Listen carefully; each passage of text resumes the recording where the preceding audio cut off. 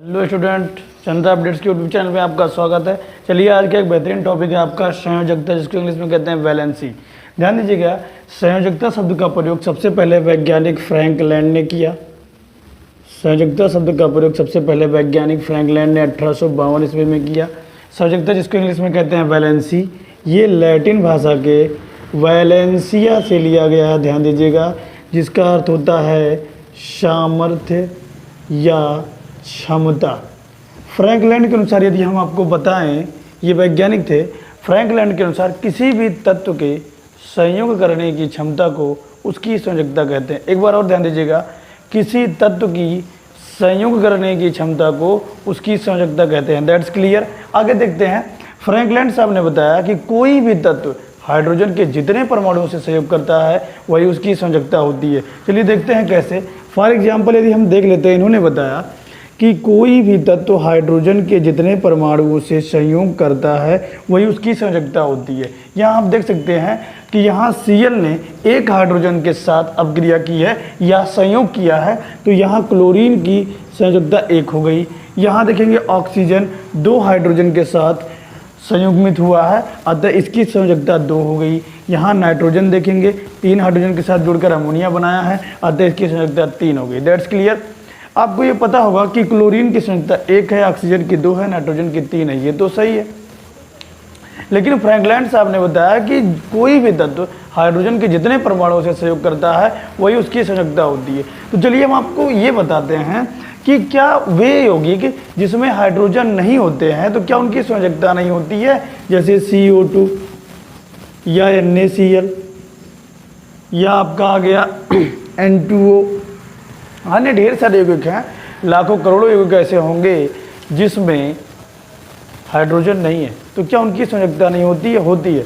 तो इसलिए ये फ्रैंक लैंड का जो संयोजकता का सिद्धांत था ये बहुत ही पुराना था और अब ये अमान्य हो गया है। तो चलिए आज हम आपको बताते हैं संयोजकता का आधुनिक सिद्धांत, यानी कि संयोजकता की वे परिभाषा जो अभी तक मान्य है, उसको कहते हैं संयोजकता का इलेक्ट्रॉनिक सिद्धांत। ध्यान दीजिएगा, संयोजकता का इलेक्ट्रॉनिक सिद्धांत, संयोजकता का इलेक्ट्रॉनिक सिद्धांत, इलेक्ट्रॉनिक सिद्धांत बहुत ही इजी है। आप एक बार यदि इस वीडियो को पूरा देख लेंगे, श्योर है कि आपको समझ में आ जाएगा। ध्यान दीजिएगा, संयोजकता का इलेक्ट्रॉनिक सिद्धांत 2 वैज्ञानिकों ने मिलकर दिया।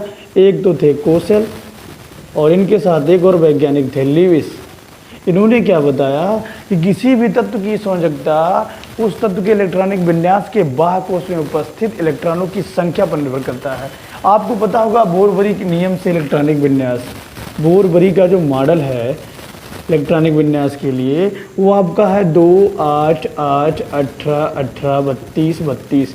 ये टोटल आपके हो गए।